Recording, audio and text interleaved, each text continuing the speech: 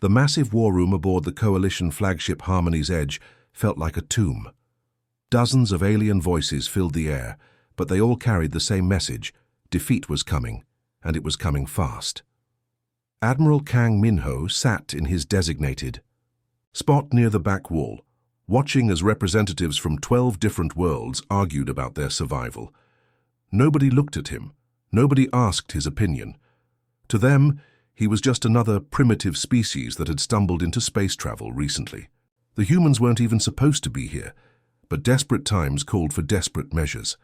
Ambassador Veltar from the Rigel system stood at the center of the room, all four of his long arms shaking as he pointed at the massive holographic display floating above their heads. The map showed their galaxy, but most of it was painted in angry red, Vorthak territory. Only small pockets of blue remained, scattered like islands in a crimson sea.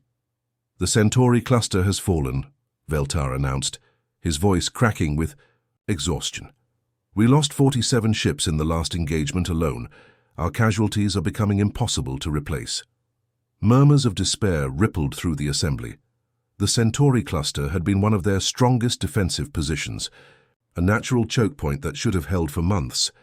If the Vorthak had broken through there, nowhere was truly safe anymore. High Commander Zephys, a tall insectoid creature from the core worlds, stepped forward. His compound eyes swept across the room, taking in every face, alien and human alike. When he spoke, his words carried the weight of absolute authority. "The situation is clear. We need every available ship, every trained pilot, every world willing to stand against the Vorthak advance." His gaze stopped on Minho, and the distaste in his expression was obvious to everyone present. Even the humans must contribute now. The whispers started immediately. Minho had heard them all before during the 3 days since arriving at this emergency summit. Humans had only figured out faster-than-light travel 50 years ago. Their ships were cobbled together from salvaged alien technology and human engineering. That barely worked.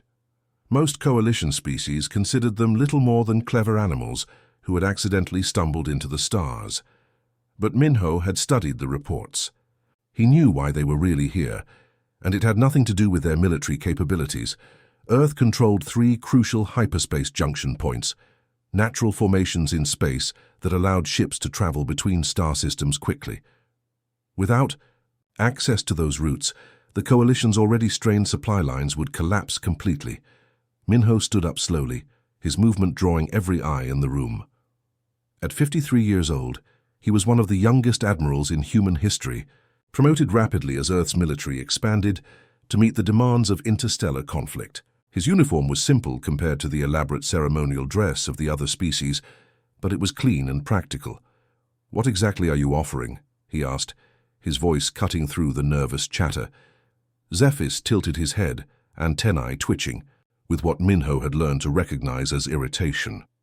"Advanced plasma cannon arrays, military-grade shield generators, updated sensor packages, standard Coalition military technology. In exchange for what?" "Your species provides support troops and logistical assistance." The words came out smoothly, but Minho caught the hesitation before support troops. He knew what that really meant. Cannon fodder, expendable soldiers to throw at Vorthak positions while the real military forces preserved themselves for more important battles. It was an old story, the strong using the weak to buy time and space. "I'll need to examine your tactical records before we make any commitments," Minho said calmly. "Complete battle reports, strategic assessments, casualty analyses, everything." The room went quiet. Zephys's compound eyes seemed to focus more intently on the human admiral. "Those documents are classified at the highest levels. Species outside. The core alliance don't have clearance for that information." Minho nodded once, then turned toward the exit. "Then I suppose we're finished here. Good luck with your war." He had taken exactly 3 steps when Zephys called out behind him. "Wait." The High Commander looked around the room, seeing the same desperation in every face that Minho had noticed when he first arrived. They were losing this war badly, and everyone knew it. Traditional tactics weren't working. Advanced technology wasn't enough. They needed something different, even if that something came from a species they considered inferior.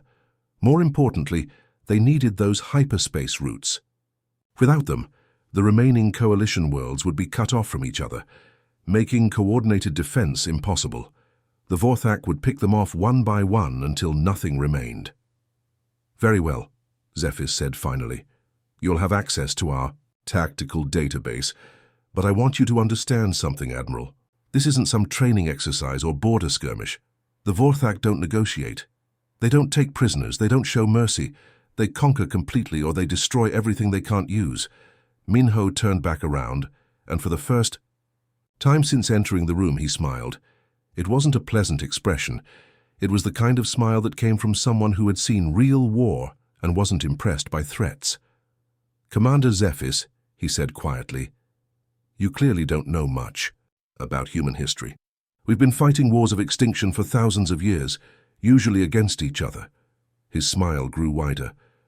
"The Vorthak might not take prisoners, but neither do we when our survival is at stake." The silence that followed was different from before, less desperate, more thoughtful. For the first time, some of the alien representatives looked at the human admiral with something approaching respect rather than dismissal. Maybe these primitive newcomers had something to offer after all. 3 weeks had passed since Admiral Kang, Minho's meeting with the coalition leaders, and Captain Park Soo-jin was about to put human military thinking to its first real test. She sat in the command chair of her ship, the Soul's Fury, staring at the view screen that showed empty space ahead. But she knew that emptiness was an illusion. Her ship didn't look like much from the outside. The Soul's Fury had been disguised to appear like a broken-down cargo freighter, complete with fake hull damage and deliberately weak energy signatures. Scorch marks painted across the hull made it look like a ship that had barely survived its last encounter with enemy forces. To any passing patrol, it would seem like an easy target, or maybe just space junk not worth bothering with. Lieutenant Kim Dae-hyun sat at the communication station, monitoring chatter from the other ships in their small fleet. His face showed the tension that everyone felt before a battle, but also something else. Excitement mixed with nervousness about what they were planning to do. "Captain, the coalition ships are holding their positions exactly where we asked," Dae-hyun reported, keeping his voice low even though they were using encrypted channels. "But I'm picking up some pretty worried conversations between their commanders. They think we've lost our minds." Soo-jin almost smiled at that. She had spent hours explaining their battle plan to Admiral Telvak of the Centaurian Navy and the other coalition officers. Their reactions had been exactly what she expected: shock, disbelief, and more than a little horror at what humans considered acceptable tactics. The coalition forces were positioned several thousand kilometers away, hidden behind a small asteroid field. Their orders were simple: stay put and watch. Don't intervene unless specifically called for help. Don't try to rescue human ships that got in trouble. Just observe and learn. "Movement on sensors," called out Ensign Lee Jamin from the tactical station. "Vorthak patrol formation approaching from Sector 7, just like the intelligence reports predicted." Soo-jin leaned forward in her chair, studying the sensor readings. As they appeared on her personal display, 5 Vorthak warships, moving in perfect formation, a heavy cruiser in the center with 2 destroyers flanking it and 2 smaller escort ships providing additional coverage. It was textbook Imperial fleet tactics, the same formation they had used in dozens of previous engagements. That predictability was exactly what Soo-jin had been counting on. She had spent the last week studying every available record of Vorthak military engagements. Their tactics never varied. They approached targets in standard formations, engaged at optimal weapons range, focused fire on the largest threats first, and maintained formation discipline throughout the entire battle. It was efficient, professional, and completely predictable once you understood the pattern. "Distance to contact?" she asked. 12 minutes at current approach speed," Jamin replied. "They're scanning us, but the false signatures are holding. They think we're a damaged freighter with minimal weapons." Soo-jin activated the fleet-wide communication channel. Around her position, hidden among debris and asteroids, 8 other human ships waited for orders. They were all smaller vessels, frigates and corvettes, that the coalition military considered barely adequate for patrol duty. But Soo-jin had chosen them specifically because they were fast, maneuverable, and expendable if necessary. "All ships, this is Soul's Fury," she announced. "Enemy formation is approaching exactly as projected. Prepare to execute Crazy Thunder. Protocol on my signal." She could almost feel the tension increase throughout the small fleet. Crazy Thunder was a tactical plan that no sane military commander would approve.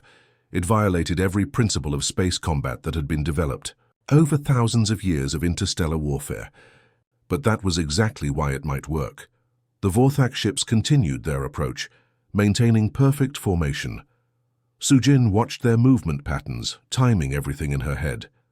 The enemy commander was probably deciding whether the apparently damaged freighter was worth investigating, or if he should just destroy it and move on.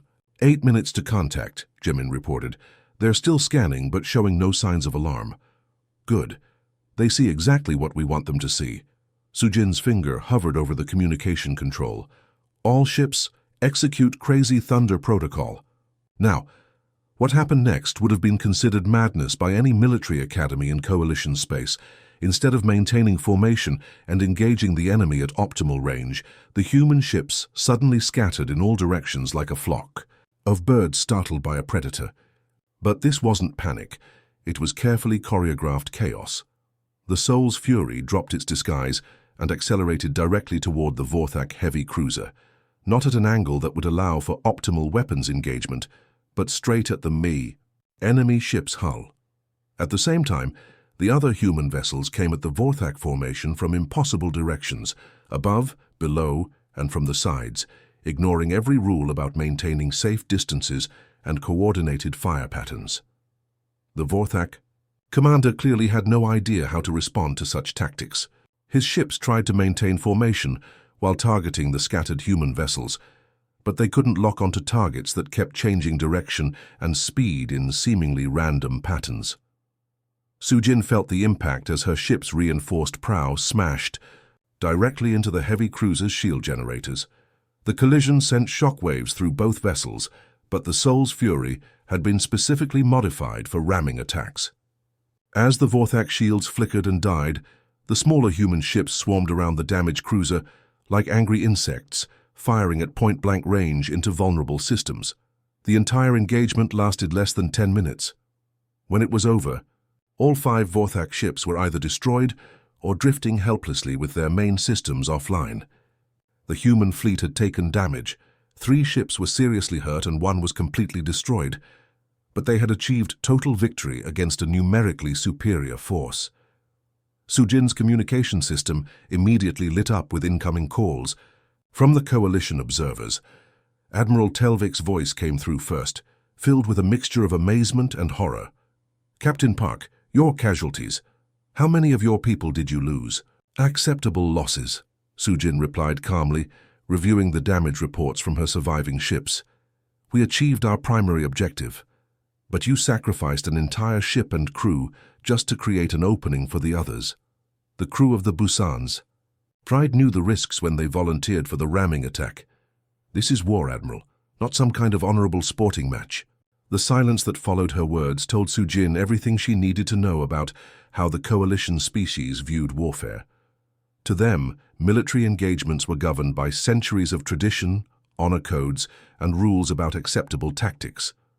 The idea of deliberately sacrificing ships and crews for tactical advantage was completely foreign to their way of thinking. But as news of the victory spread through coalition communication networks, something interesting began to happen. Military commanders who had been fighting losing battles for months started asking questions about human tactics. Maybe there was something to learn from these newcomers after all. The rigid, predictable nature of coalition warfare was about to change forever. Dr. Lee Hanna walked into the Coalition Strategic Command Center, knowing that most of the beings in the room thought she was wasting their time. The massive briefing hall was filled with military officers from dozens of different worlds, their various forms creating a bizarre collection of shapes, colors, and sizes. Some had multiple arms, others had compound eyes, and a few breathed. Different atmospheric mixtures through specialized masks. What they all had in common was skepticism. To them, she was just another human academic trying to explain away their military failures with theories and psychology. They wanted weapons and ships, not lectures about evolutionary biology. The enormous screens around the room displayed her research, charts, graphs, and data that had taken her 8 months to compile. As the Coalition's first human xenopsychologist, she had been studying the behavioral patterns of every species involved in the war. What she had discovered was both simple and revolutionary. "I know what you're all thinking," she began, her voice carrying clearly through the hall's translation. "Systems. Another human trying to tell seasoned military commanders how to fight wars. But I want you to consider something. Why have you been losing every major engagement for the past 2 years?" General Vortex of the Alfarian Guard shifted uncomfortably in his specialized chair. His species looked like enormous praying mantises, with razor-sharp limbs and compound eyes that could track multiple targets simultaneously. They were considered among the finest warriors in Coalition space. "Our strategies have been refined over thousands of years of successful campaigns," he said, his voice buzzing with irritation. "They have served us well in conflicts across the galaxy." "Yes, they've served you well against other Coalition species," Hana replied, "but they're failing against the Vortak because you're all fundamentally similar in how you approach warfare." She activated the first major display, showing evolutionary trees for every species in the room. Bright lines connected different worlds and showed how each species had developed over millions of years. "Look at your histories. The Alfarians evolved as pack hunters on a world with large prey animals. Your entire military doctrine is based on coordinated group attacks. The Centaurians developed as herd animals that fought off predators, so your tactics focus on defensive formations and protecting the group. The Rigelians were apex predators on their homeworld, so you prefer direct frontal assaults." Murmurs began to spread through the room as officers recognized the patterns she was describing. Their tactics really did reflect their evolutionary backgrounds. Every single species in this room falls into one of 2 categories: pack hunters or prey animals that learn to fight back. Your warfare reflects this biological programming, and that makes you predictable. Admiral Thrace from the Vega system stood up, his blue-scaled form towering over the nearby seats. "Are you suggesting that millions of years of evolution are a weakness?"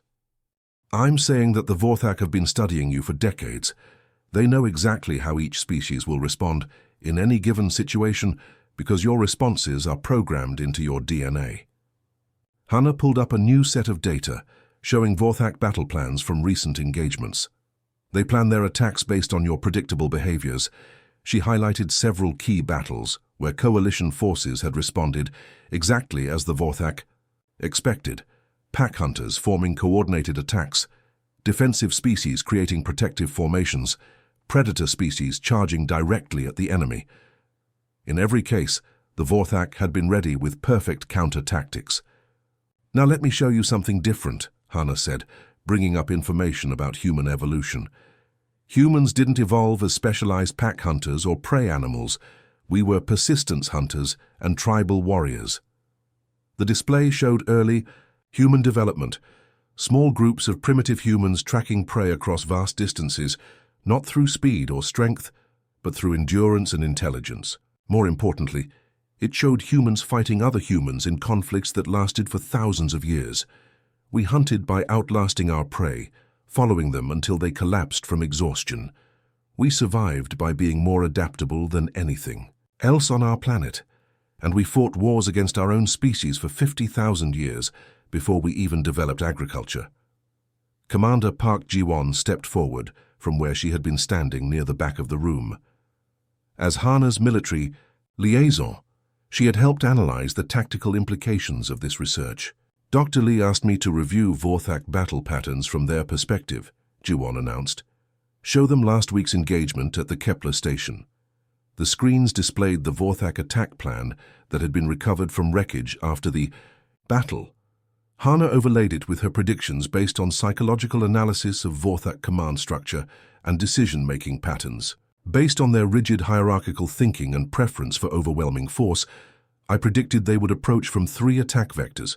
Concentrate fire on command ships first to disrupt coalition coordination and retreat when their casualties reached 30%. The room went completely silent as officers compared her predictions to the actual battle reports. Her analysis matched what had really happened with frightening accuracy. "How is this possible?" whispered Admiral Telvac. "You've never fought the Vorthak before." "Because they're predictable too," Hannah explained. "They evolved as a highly organized colonial species. Everything they do follows rigid patterns based on efficiency and hierarchy. Once you understand their psychology, their tactics become obvious." G1 activated another display showing human counter-tactics that had been developed based on this analysis. But here's what they don't expect from us. The tactical plans that appeared on screen would have horrified traditional military commanders. Human strategies involved feints within feints, fake retreats that turned into ambushes, damaged ships that continued fighting when they should have surrendered, and commanders who changed their plans in the middle of battles based on intuition, rather than doctrine. "This isn't strategy," Admiral Thrace said quietly. "This is chaos." Hannah smiled for the first time since entering the room. "No, Admiral. This is how human minds work. We evolved to be unpredictable because any human group that became predictable was wiped out by other humans. We learned to think in ways that even we couldn't anticipate. 50,000 years of tribal warfare taught us that survival meant being more creative, more adaptable, and more willing to break our own rules than our enemies," Jiwon added.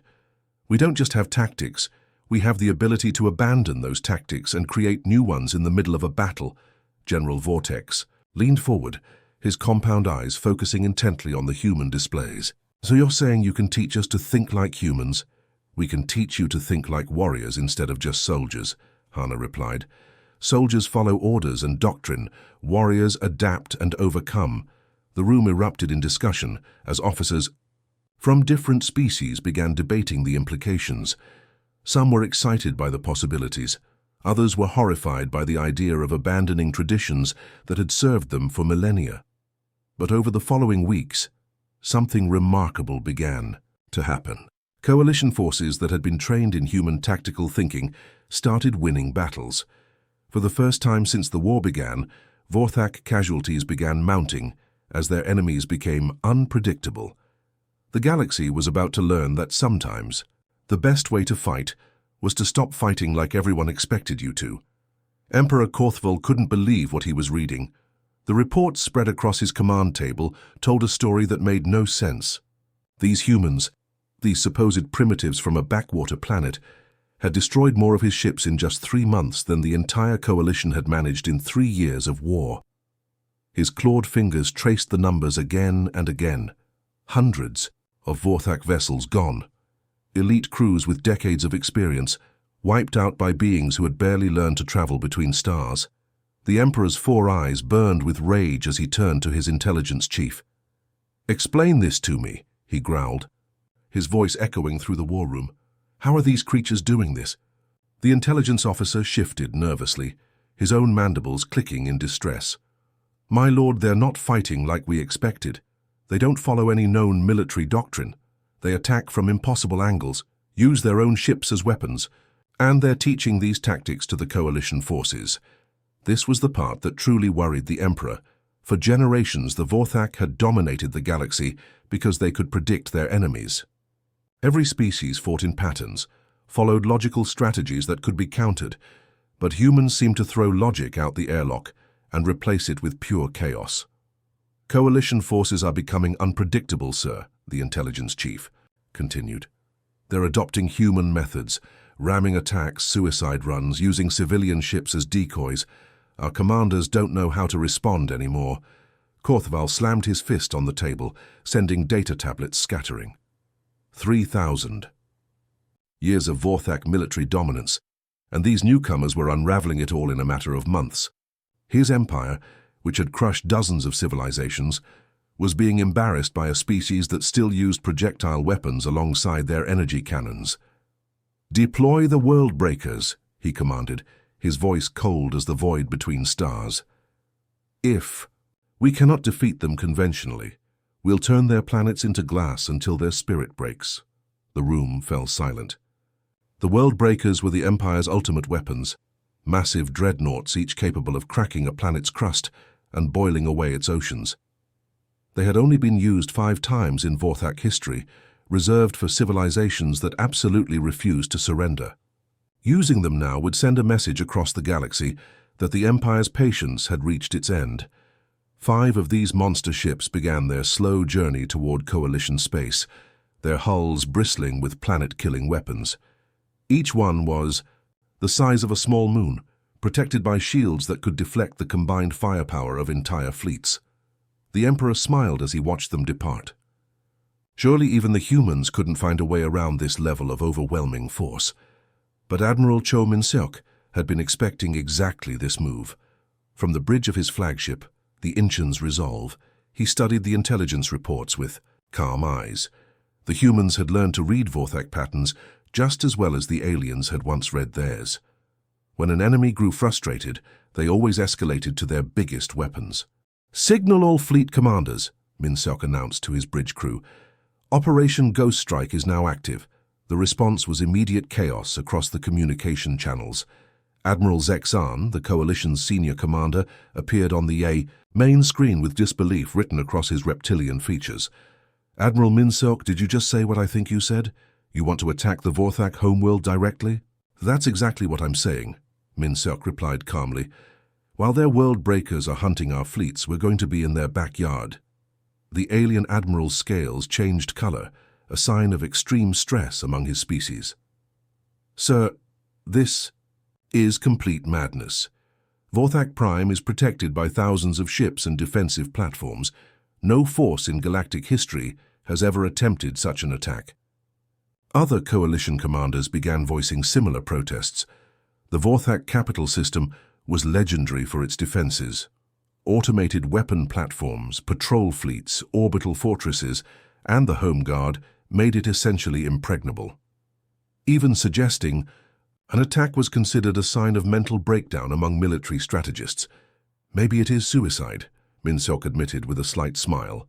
"But that's exactly why it might work. They'll never expect it because it's impossible. Captain Oyunji, begin Phase 1 immediately." Captain Oyunji, commanding the stealth operations from her own vessel, began the most complex deception in military history. Human ships across dozens of star systems started broadcasting false energy signatures, creating phantom fleets that appeared on Vorthak sensors as massive armadas. The aliens, seeing what looked like major coalition buildups near their core, worlds began pulling ships away from their homeworld to counter these fake threats. Meanwhile, the real human strike force was doing something even more audacious. Using transponder codes captured from destroyed Vorthak vessels, they began disguising themselves as enemy ships. The technique was incredibly risky, requiring perfect timing and flawless execution. One wrong signal, one suspicious scanner reading, and the entire force would be destroyed. But humans had become masters of the impossible. Ship after ship slipped through Vorthak defensive lines, pretending to be damaged vessels returning from battle or supply convoys heading to forward positions. The enemy's own security protocols became the weapon used against them. It was madness.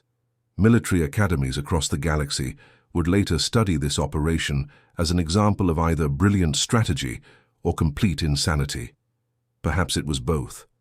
The strike force crept deeper into Vorthak space, moving like ghosts through their most heavily defended systems. The attack on Vorthak Prime began at dawn, local time. The planet's twin suns were just rising over the capital city when the first human ships dropped out of hyperspace directly above the homeworld. Alarms screamed across the system as defenders scrambled to respond to an attack that should have been impossible. By sunset, the war was over. The Vorthak Empire, which had dominated the galaxy for 3 millennia, surrendered unconditionally. The humans had done more than win a battle or even destroy a fleet. They had shattered the myth of Vorthak invincibility in a single day, proving that sometimes the most impossible plan is the only one that can succeed. Fleet Admiral Yoon Jisoo walked slowly through the great assembly hall of the neutral station. The room buzzed with conversations in dozens of alien languages, but somehow the atmosphere felt different than it had just months ago.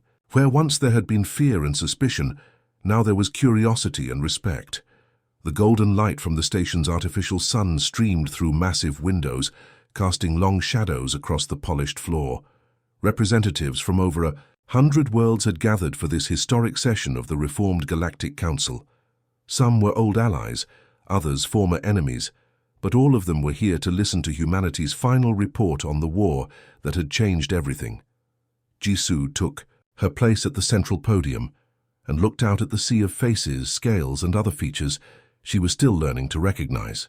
In the front rows sat beings who had fought against humans just months ago.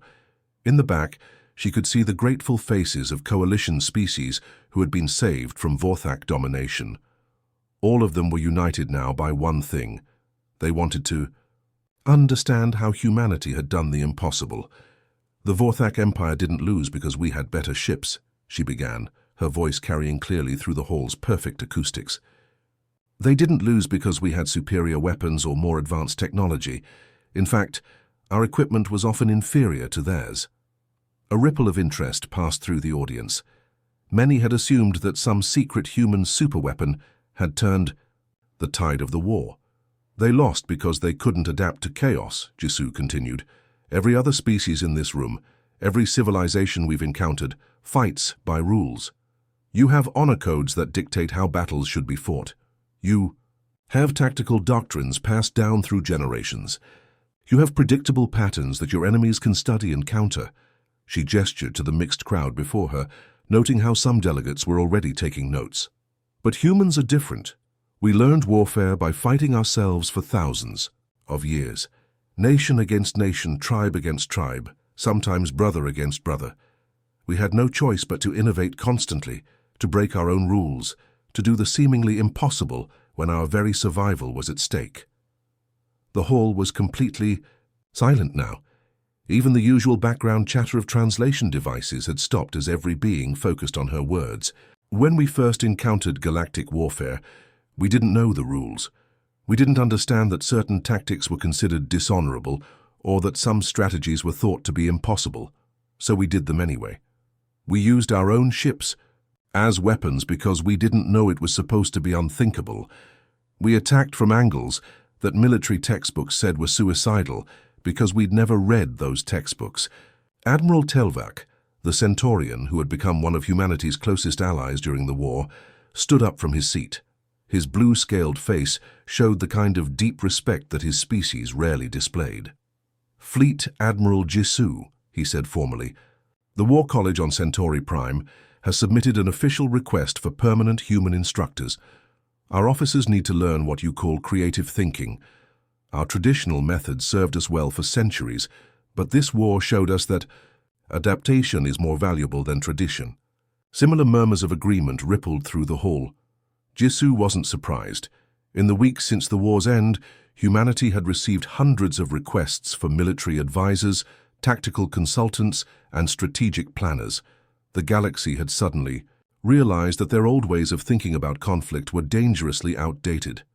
Commander Song Ha-young, who had been coordinating the new cultural exchange programs, stepped forward from the human delegation.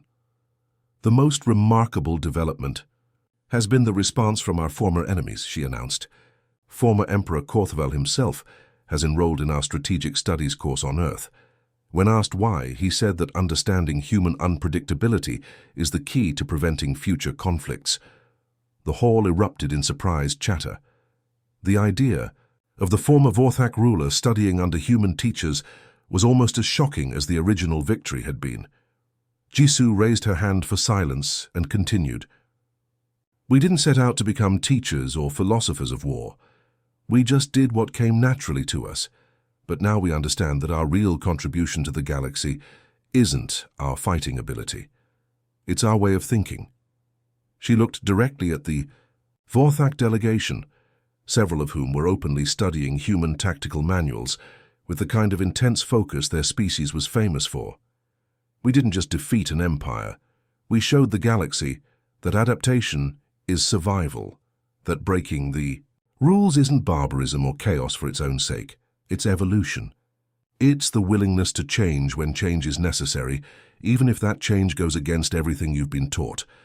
The session officially ended an hour later, but the real work was just beginning. As representatives filed out of the hall, dozens of them approached human delegates with questions, requests, and proposals. Everyone wanted to learn the art of what they were calling controlled chaos. The hegemony wanted human advisors to redesign their military academies. The free traders requested consultants to help them develop more flexible business strategies. Even the Pacifist Harmony Collective asked for teachers who could help them think more creatively about conflict resolution. Over the following months, human influence spread throughout the galaxy in ways no one had anticipated. It wasn't the influence of conquerors or rulers, but of teachers and innovators. Humans found themselves serving as strategic advisors, tactical instructors, and philosophical guides to civilizations far older and more advanced than their own. The age of predictable warfare was indeed over. But more than that, the age of predictable thinking was ending too. Humanity had introduced something new to the galaxy, the idea that the impossible was just another problem waiting for a creative solution.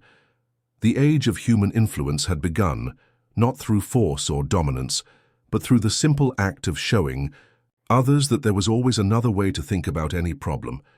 And perhaps that was the most human victory of all,